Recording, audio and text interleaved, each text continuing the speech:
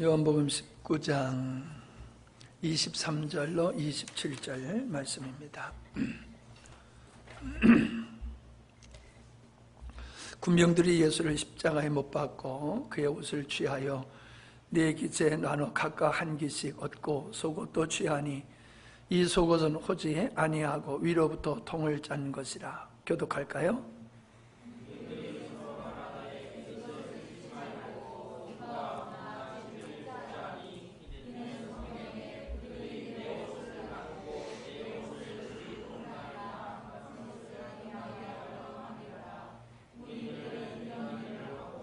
예수의 십자가 곁에는 그 모친과 이모와 글로바의 아내 마리아와 막달라 마리아가 섰는지라.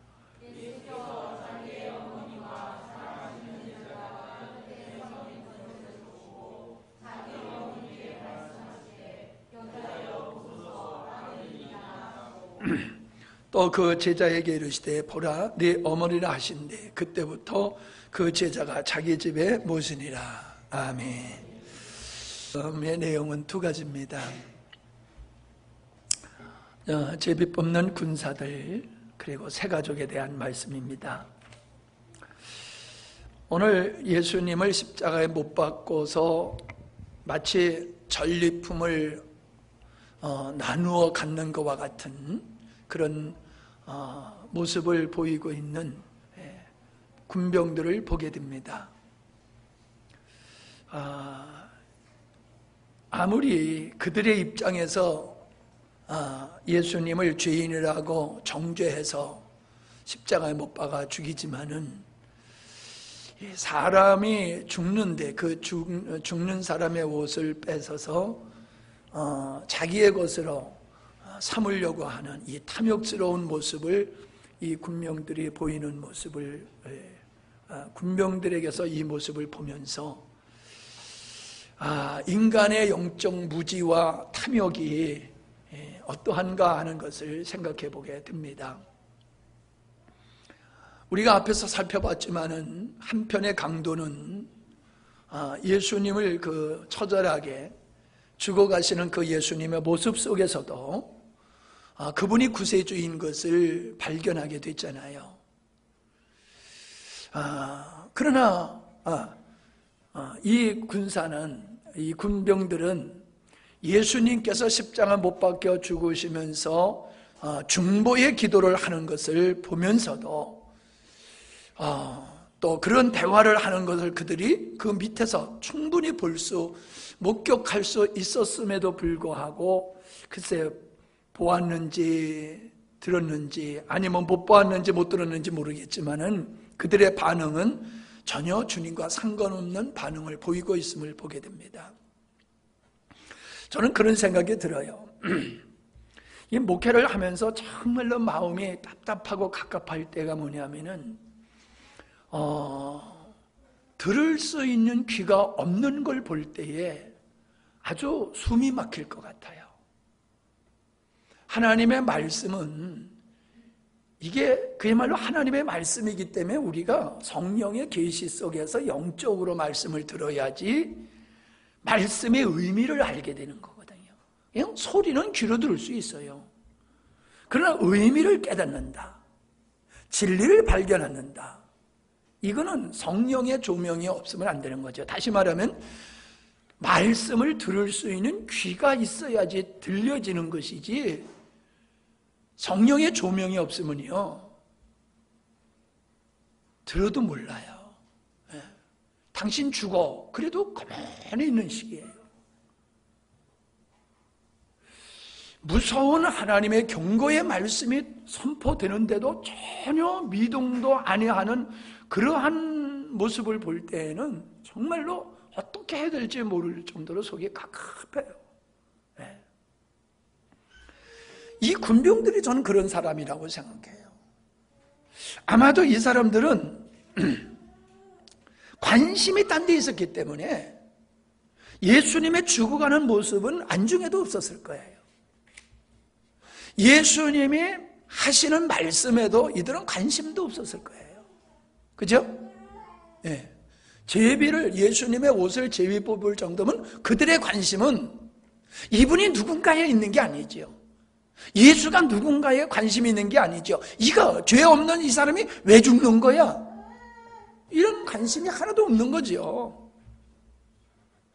그저 이 기회에 저 죄수가 입었던 옷 내가 내 것으로 삼겠다라고 하는 그 자기의 탐욕을 채우고자 하는 거기에 혈안되어 있고 거기에 관심이 있었지, 지금 벌어지고 있는 이 사건이 무엇을 의미하느냐라고 하는 데 있어서는 관심이 없었다는 거예요.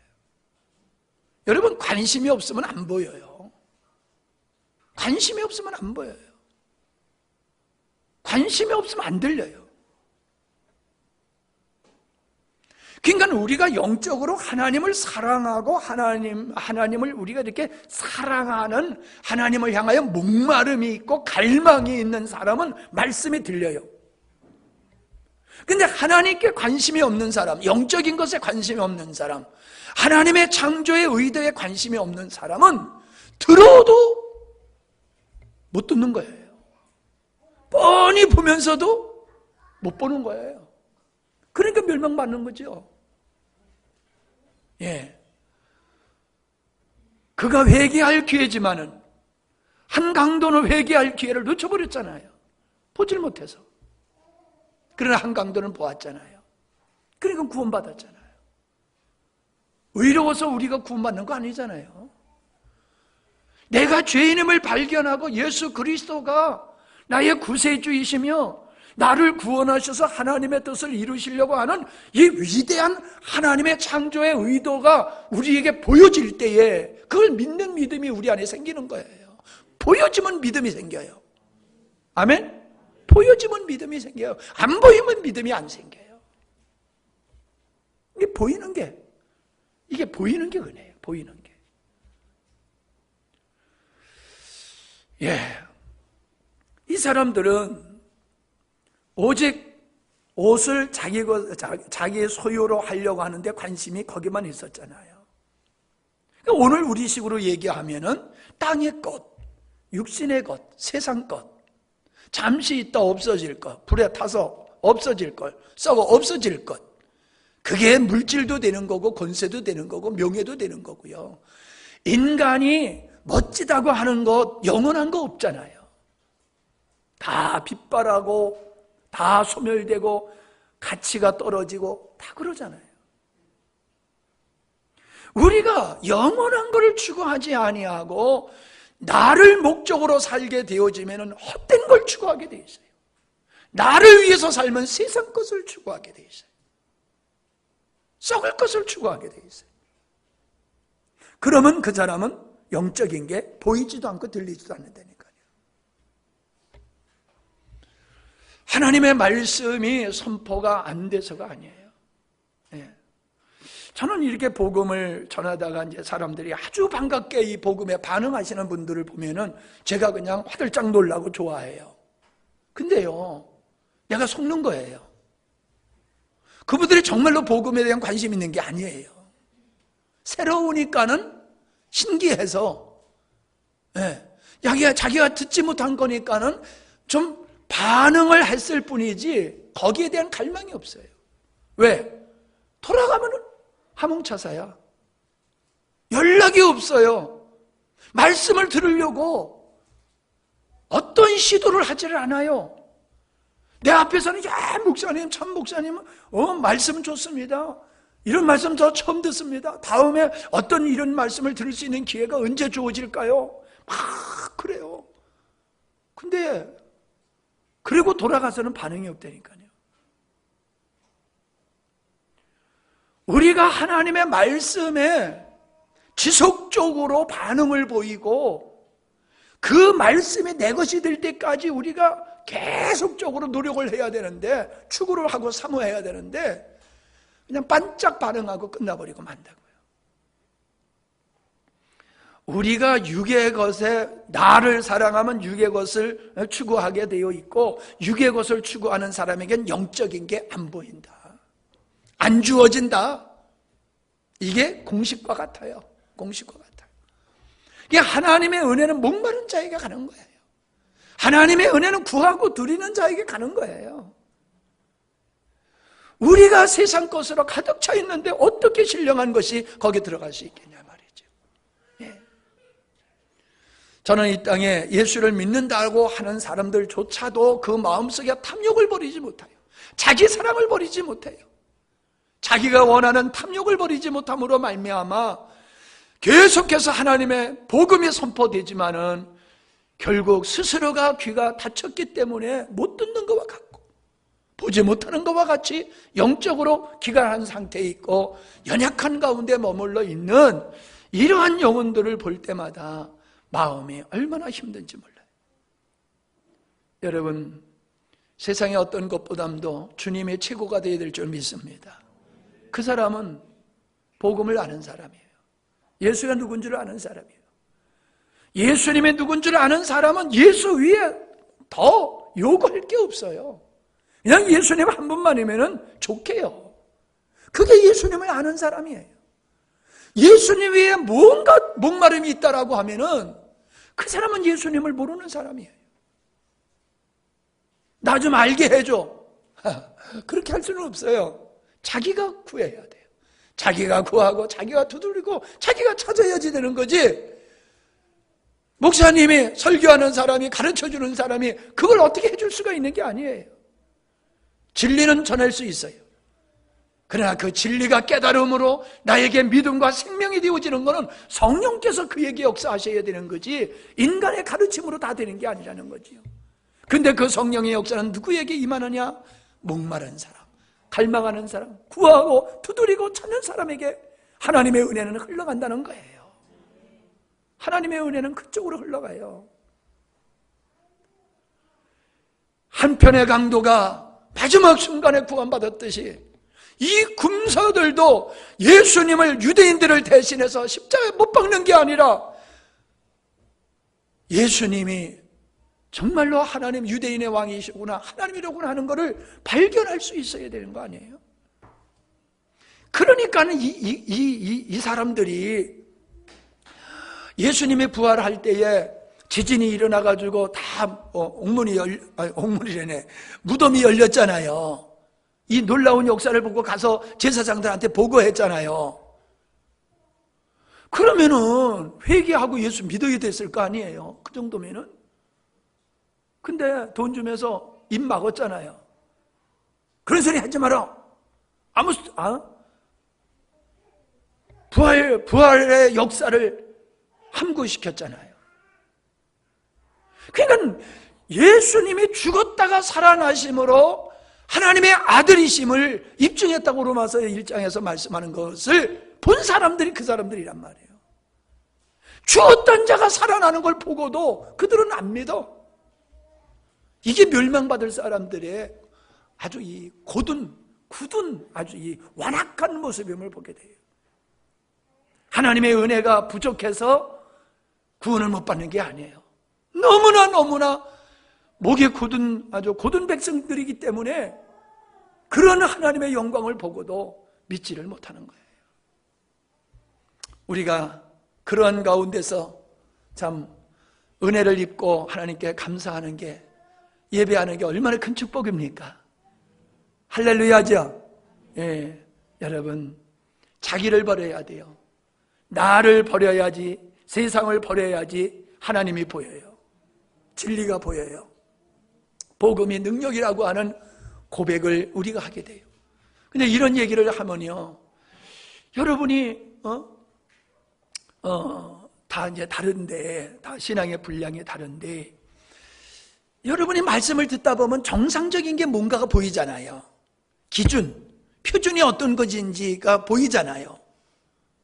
그러면 그 정상적인 신앙에 미치지 못하는 나의 어떤 부분을 봤을 때는요, 여러분들이 고민해야 돼요. 그리고 그 문제를 해결하기 위해서 여러분 개개인이 노력을 해야 돼요. 하나님 앞에. 하나님 말씀 듣다 보니까는 제가 이런 문제가 있습니다. 지난주에 지금이 기회다, 우리가 지난 한 해를 돌아보는 말씀을 나눴잖아요. 이거 돌아보면서 뭔가 발견해야 돼요. 그냥 말씀의 은혜 받고 돌아보는 시간을 안 가지고 나에게 뭐가 문제가 있었는지, 무엇을 시정해야 되는지 그거 없이 오늘 말씀 은혜 썰었어, 그리고 그냥 넘어가면 아무런 의미가 없는 거예요. 성실하게 여러분이 시간을 내서 여러분이 1년을 정말 정산해보는, 점검하는 이런 시간들을 가지고 뭐가 문제인지, 뭐가 부족한지, 뭘 새롭게 해야 되는지를 여러분이 스스로 만들어야 돼요. 우리가 육적인 모습을 가지고 있으면서도 놀라지 아니하고 변화를 추구하지 아니하고 하나님의 은혜는 충분히 받았으나 열매가 없는데, 열매도 없는데도 아무렇지도 않고, 그거는요 영적으로 심각한 질병에 걸린 거예요. 내가 그냥 예배 드리고 있다고 해서 전부가 아니에요. 자, 그 다음에 생각해 볼 수 있는 게 뭐냐면은 참 희한한 역사인데, 예수님의 동생들이 여러 명 있어요. 네? 요셉의 아들이 많이 있어요. 그리고 그들은 어머니를 잘 모시고 있었어요. 요셉은 일찍 죽었다고 그래요. 예수님께서 자기가 십자가 못 박혀 죽으시니까, 그리고 승천하시니까는 이 어머니를 누구한테 맡길 사람이 없어가지고 제자에게 맡기느냐 하면 그게 아니라는 거예요. 자기 동생들도 있었고 아주 부모님께 효도하는 그런 야고보와 같은 그런 동생들이 있었단 말이에요. 그런데 왜 굳이 예수님께서는 십자가에 못 박혀 죽으시면서 어머니에게 당신의 아들입니다 하고 사도 요한을 가리키고, 사도 요한에게는 당신의 어머니입니다 라고 하면서 왜 어머니를 제자에게 맡겼을까? 이게 놀라운 비밀이 있더라고요. 육적인 부모와 마리아와 예수님은 육적인 가족관계예요. 육적인 가족관계. 근데 지금 맺어진 관계는 육적인 가족관계가 아니죠. 영적인 가족관계가 형성되는 거잖아요. 영적으로 마리아의 아들 역할을 하게 되어지는 것이 사도 요한이다 라고 하는 걸 우리가 보게 되어지잖아요. 그러니까 예수님의 십자가를 지시고 죽으심으로 말미암아, 부활하심으로 말미암아 어떤 역사가 지금 일어나느냐라고 하는 걸 보여주는 거예요. 지금까지의 사람들은 인간적인 혈연관계를 통해서 육적인 가족관계를 이루지만은 내가 십자가에서 내가 죽고 부활함으로 말미암아 너희들을 하나님의 자녀로 삼게 되었을 때는 하나님 아버지를 한 아버지로 모시는 모든 자들이 영적으로 한 형제다, 한 가족이다 라는 말씀을 해주고 있는 것이잖아요. 마가복음 10장 29절로 30절에 보면은 제자들에게 예수님께 가족들이 이렇게 왔잖아요. 그러니까 예수님께 제자들이 어머니 마리아가 오시고 동생들이 오셨습니다 라고 얘기하니까 누가 내 형제고 누가 내 가족이냐? 아버지의 뜻대로 하는 사람이 내 형제고 가족이다라고 말씀하셨잖아요. 기억나시죠? 이게 뭐예요? 영적인 새로운 가정이 형성되어지는 걸 말씀하고 있는 거잖아요. 여러분, 우리는 예수를 믿는다라고 하는 가운데 그냥 머물러 있으면 안 돼요. 내가 예수를 믿는다라고 하면은 예수를 믿는 사람끼리는 어떻게 되는 거예요? 가족이 되는 거예요. 그래서 놀리잖아요. 야, 예수 믿는 너네들은 참 족보도 없냐? 할아버지도 하나님 보고 아버지라고 그러고, 너네 아버지도 하나님 보고 아버지라고 그러고, 너도 하나님 보고 아버지라고 그러는데 어떻게 족보가 없냐? 네, 아브라함의 하나님, 이삭의 하나님, 야곱의 하나님. 그게 그 뜻이에요. 우리가 육적으로는 할아버지, 아버지의 나라고 하는 이 구별이 있지만은 영적으로 본다라고 하면은 모두가 한 영혼, 한 영혼이에요. 한 영혼, 한 영혼이 하나님을 아버지로 모시고 그 아버지의 자녀된 자예요. 그리고 자녀된 자들이 그리스도 안에서 한 몸을 이룰 뿐만 아니라 한 가족, 하나님의 집이라고 하는, 하나님의 나라라고 하는 한 가족을 형성하게 되어지는 거예요. 그래서 우리가 초대교회에 우리가 사도행전을 읽어보게 되어지면은 고린도전서에도 다 나오고 그럽니다만은 어려운 형제들이 있을 때에 그들이 헌금을 하잖아요. 우리는 그냥 헌금만 하지요. 11조라든가 감사 헌금이라든가 주로 이제 우리가 11조와 감사 헌금, 선교 헌금을 하는데 구약에서 11조도 보더라도요. 가난한 자들을 구제하는 11조가 따로 있어요. 헌금이 따로 있어요. 근데 성경에 보니까는 예루살렘 교회가 어렵고 누가 어려웠을 때에 성도들이 모일 때마다 연보를 해가지고 모아놨다가 그걸 갖다 주는 모습을 보게 돼요. 어느 지역에 교회의 성도들이 어려울 때에 재앙을 만났다든가 기근을 만났다든가 하여간에 어려움이 있을 때에 그들은 외면하지 않았다는 거예요. 물질로 도왔고 병든 자 있으면 그들을 지극정성으로 간호를 했고, 그래서 초대교회는 뭐라고 그래요? 이 나환자 생기면 다 갖다 버리는데 그 버려진 사람들을 데려다가 지극정성으로 섬겼던 사람이 크리스찬이라고 그러잖아요. 여러분, 우리는 그냥 박애주의자로 사랑을 베푸는 게 아니에요. 우리가 성탄절 되어지면은 이 주변에서도 보면은 어려운 사람들을 이렇게 도와드리는 그런 일들을 많이 합니다. 저는 그게 나쁘다고 말하지는 않아요. 근데 여러분, 정말로 주님이 이 땅에 오신 것은 떡국 한 그릇, 따뜻한 옷 한 벌 주러 예수님이 이 땅에 오신 거 아니잖아요. 당신의 생명을 주시고 하나님의 생명을 받은 그 하나님의 가족들이 하나님의 사랑 가운데서 하나님의 나라를 이루어가는, 하나님의 공의를 이루고 하나님의 정의를 이루고 하나님의 뜻을 이루는 그런 하나님의 가족, 믿음의 공동체를 이루는 그 공동체 속에서의 사랑을 베푸는 것, 그걸 주님이 원하시는 줄 믿습니다. 그냥 지나가는 사람 못 본 척 하라, 그런 뜻이 아니에요. 본질을 얘기하는 거예요. 제가 어제 그랬잖아요. 성탄절에 초점이 흐려지고 있다. 초점이 빗나가고 있다. 본질이 흐려지고 있다.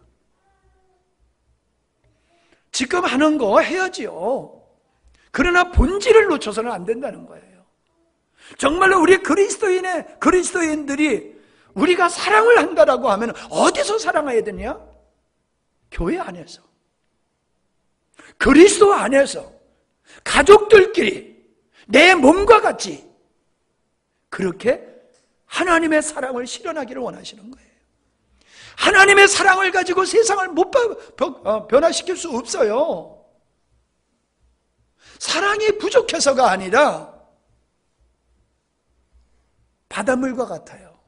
그들은 아무리 사랑을 베풀어도 그냥 받을 뿐이지 그 사랑을 받고 주님께 돌아오는 이 회심의 역사는 있을 수 없어요.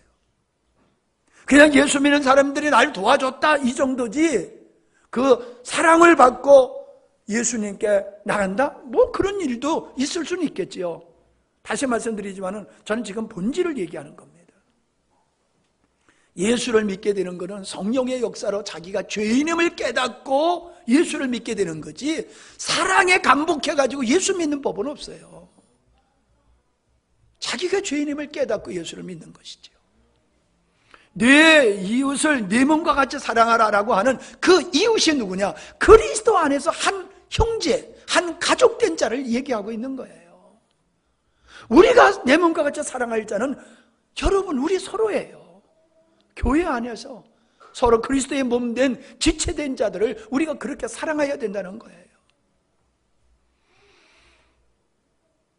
저는 물론 이제 영화화된 거지만 바울 그 영화를 보면서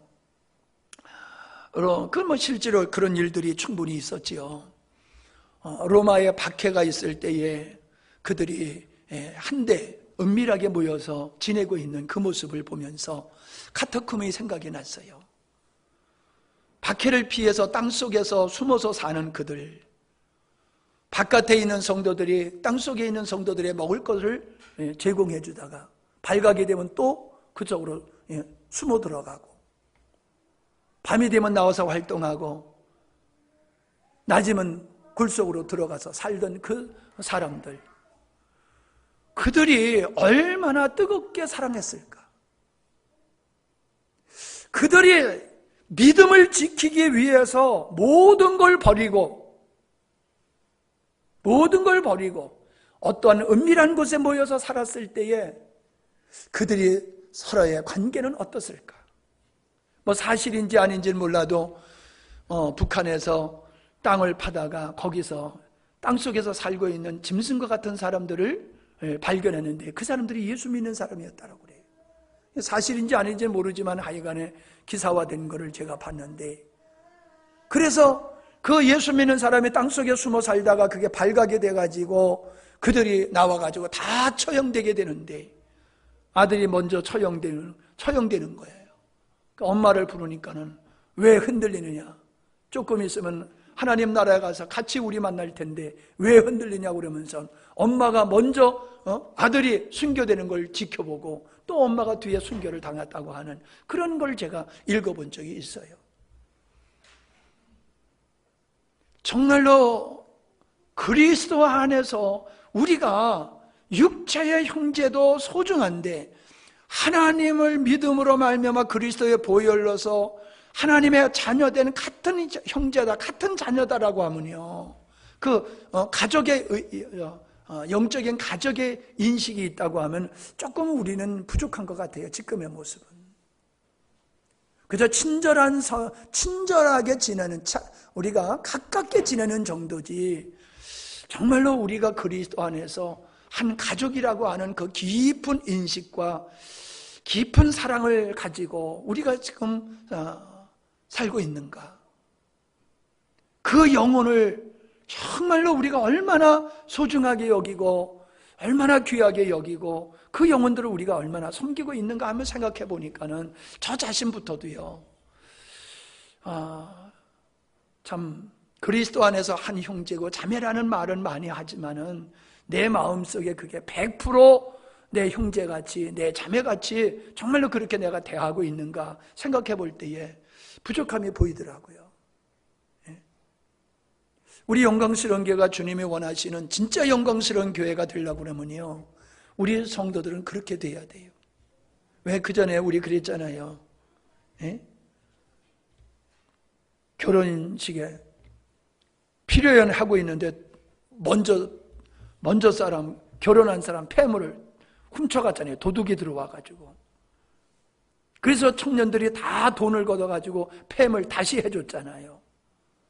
멋진 일이잖아요. 참 아름다운 일이잖아요. 여러분, 누가 실직을 했다고 하면요, 성도들이 다 연보를 해가지고 그 사람이 다시 직장을 가질 때까지 생활비를 우리가 같이 대는 게 그게 맞습니다. 그냥 먹을 거 있는 거 하나 정도, 그냥 사과 하나 나눠 먹는 정도가 아니라 초대교회 성도들은 자기 것을 자기 것이라 하지 아니하고 다 사도들 앞에 갖다 놔가지고 서로 나눠 썼단 말이에요. 그래서 부자도 없고 가난한 사람도 없었단 말이죠. 제가 먼저 번에 울산의 어떤 교회 얘기했습니다마는 몇 가정이 공동체 생활을 한다고 그랬잖아요. 돈 벌어오는 데다가 한 저금통에다 통장에다 집어넣고 각자가 자기 필요한 대로 그냥 뺏쓰는 거예요. 많이 벌어온 사람도 그냥 자기 필요한 대로만 쓰고, 적게 벌어온 사람도 자기 필요한 대로 자기가 벌어온 것보다 더 쓸 수도 있는 거예요. 저 보나콤에 지난번에 갔더니 그 공동체 사람들도 그렇게 비슷하게 살고 있더라고요. 여러분, 공동체 한번 해볼까요? 네? 우리 공동체 생활 한번 할까요? 아파트 여기다 하나 짓고, 네? 같이 통장 하나 만들어가지고 벌어오는 대로 거기 다 집어넣고 각자 필요한 대로 쓰면 남아돌까 모자랄까? 네. 제가 공동체 생활을 하자는 게 아니라 우리 의식이 그런 의식이 되어야 된다는 거예요. 네 자녀 내 자녀가 아니고 다 우리 자녀입니다. 너와 내가 구별이 되면 안 돼요. 주 안에서는 한 몸의 인식을 가지고 우리가 그리스도 안에서 한 가족이라는 인식을 가지고 우리가 서로 섬겨야 될 줄 믿습니다. 그게 초대교회 성도들이 그렇게 했어요. 우리도 그런 마음으로 살아야 돼요. 그런 마음이 더 증가되고 그런 삶이 확대될수록 우리 교회는 주님이 원하시는 정말 좋은 교회, 멋진 교회, 영광스러운 교회가 되어져 가는 거죠. 주님은 십자가를 통하여 우리를 구원하셨을 뿐만 아니라 이렇게 하나님을 아버지라 부르는 영적인 한 가족으로 우리를 묶어 놓으시고 주님이 승천하셨음을 우리에게 보여주고 있는 겁니다. 아무쪼록 이렇게 연말 또 되고 이제 며칠 있으면 새해를 맞이게 되는데, 새해에는 참 올해에도 하나님께서 많은 은혜를 주셨지만은 새해에는 보다도 주신 은혜를 근거로 해서 우리 교회가 각자 각 가정 교회가 주목할 만한 그런 획기적인 좀 이런 성숙하는 역사가 있기를 바랍니다. 주님이 그걸 우리에게 요구하세요. 그냥 우리가 하나님의 은혜를 입고 이거 여기에 줬사오니 이렇게 만족하면 안 돼요. 하나님이 우리에게 왜 특별한 은혜를 주셨느냐?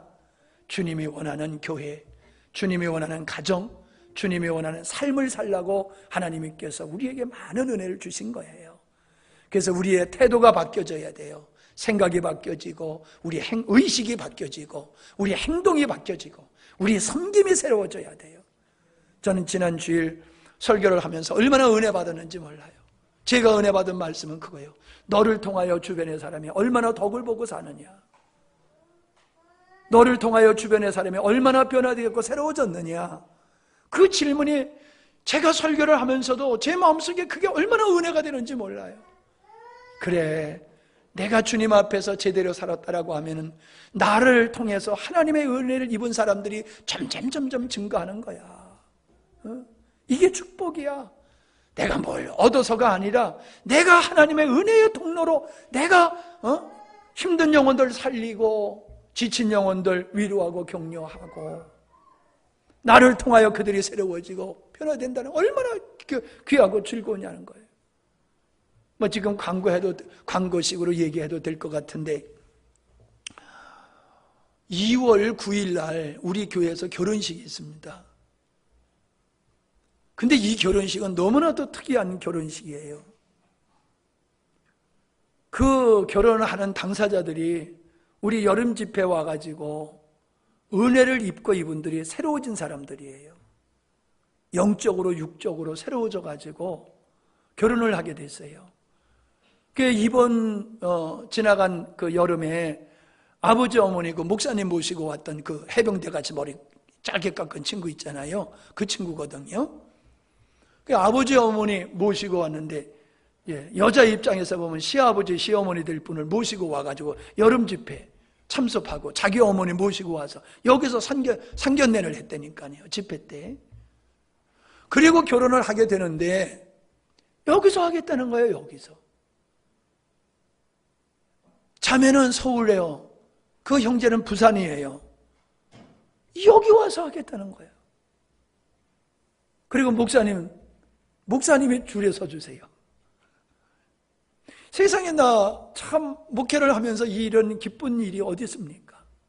예? 우리 성도들이야 성도니까 그러려니 하지만은 참 여름 집회를 통해서 정말로 주님의 은혜를 입은 자들이 은혜 입은 곳에서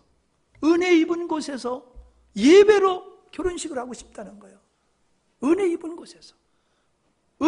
나에게 은혜 끼친 목사님을 통해서 말씀을 들으면서 예배로 예식을 하고 싶다고. 그게 좀 좁아서 좀 어떨까 했더니 이렇게 많은 손님을 우리가 모실 거 아니니까 괜찮다고. 다 뷔페로 이렇게 다 할 거라고. 우리는 그저 청소하고 차량 안내만 하면 될 것 같아요. 정말 저는 얼마나 마음이 뿌듯하고 좋은지 몰라요. 연소와 병교회 우리가 선교를 했더니 그 교회가 성장을 해가지고 농촌교회 바다 섬에 있는 교회가 자립을 해가지고 선교를 지원했던 목사님의 딸이 개척하니까 거기 선교를 하는데 이번 성탄절에도 자기 교회 주일학교 애들 줄 그 성탄 준비를 다 이렇게 선물을 사가지고 일일이 다 쌌는데 여기까지 또 보내간다. 거기까지 보냈더라고요. 감사하게는요. 이번 성탄절에 30명이 모여서 예배드렸대. 어떻든지 간에 주일학교 애들하고 어른들하고 이렇게 또 오신 분들하고 해가지고 출석위원회 30명이 아니라 하여튼 성탄절 예배를 30명이 모여서 예배를 드렸더니 얼마나 감사합니까? 여러분, 우리는 우리 교회 너네 교회 따지면 안 돼요. 옆에 교회가 어려우면 도와야 돼요. 정말로 옆에 교회가 예배당을 짓는데 우리가 지난번에도 저기 진주에 우리가 헌금했잖아요. 예배당 질 때. 사실 그 교회가 우리보다 더 낫지요. 근데도 왜 우리가 그 했어요? 정말로 서부경남에서 훌륭한 교회, 정말로 좋은 교회가 되어달라고 그런 마음으로 우리가 한 거지. 우리가 헌금한 게 얼마나 도움이 됐겠어요. 그 마음이 중요한 거지요. 그러니까 또 나도 날로 만들어서 해주려고 그러는 거잖아요. 우리가 주님의 마음 가지고 한 가족의 개념을 가지고 우리가 서로를 섬겨야 될 줄 믿습니다. 우리가 너네게 우리게 너무 따지는 거는 이거 잘못된 거예요. 다 하나님의 교회고 다 하나님의 백성이고 다 한 가족이에요.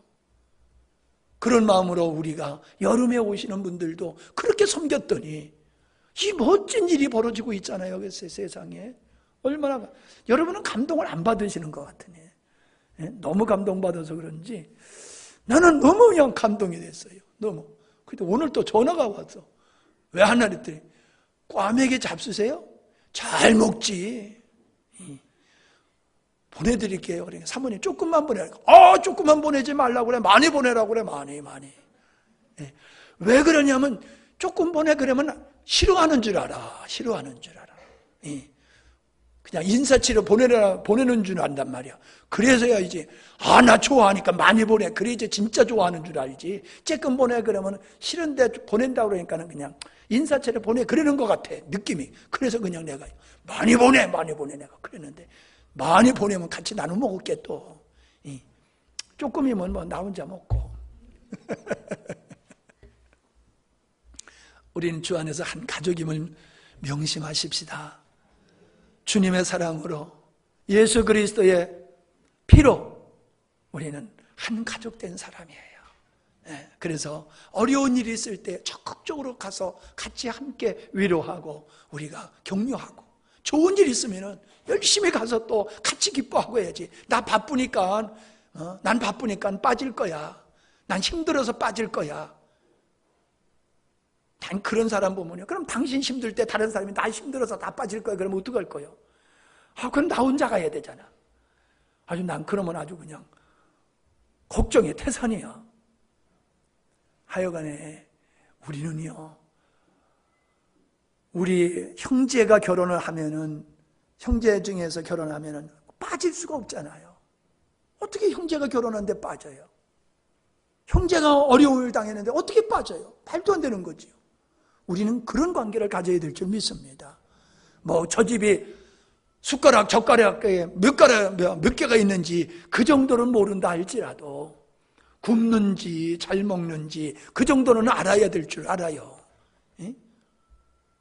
그런 관계를 우리가 서로 섬기며 살아가야 돼요. 그런 관계로 서로 살아가다 보면 하나님의 나라가 우리 가운데 온전히 이루어질 줄로 믿습니다. 기도합니다. 하나님 아버지,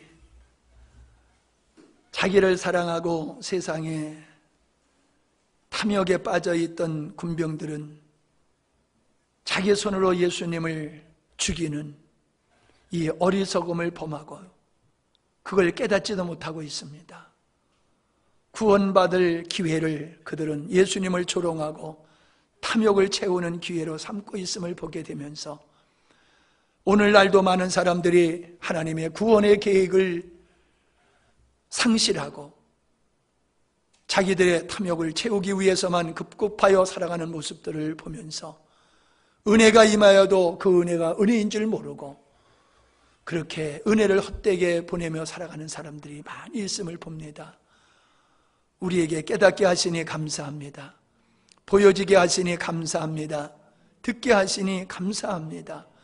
하나님의 가족, 이제 영적으로 우리가 그리스도 안에서 한 가정 되었음을 우리가 감사하면서 서로를 소중하게 여기고 귀하게 여기며 함께 주의 사랑 나누며 살아가는 저희들이 되게 하여 주시옵소서. 예수님의 이름으로 기도하옵나이다. 아멘.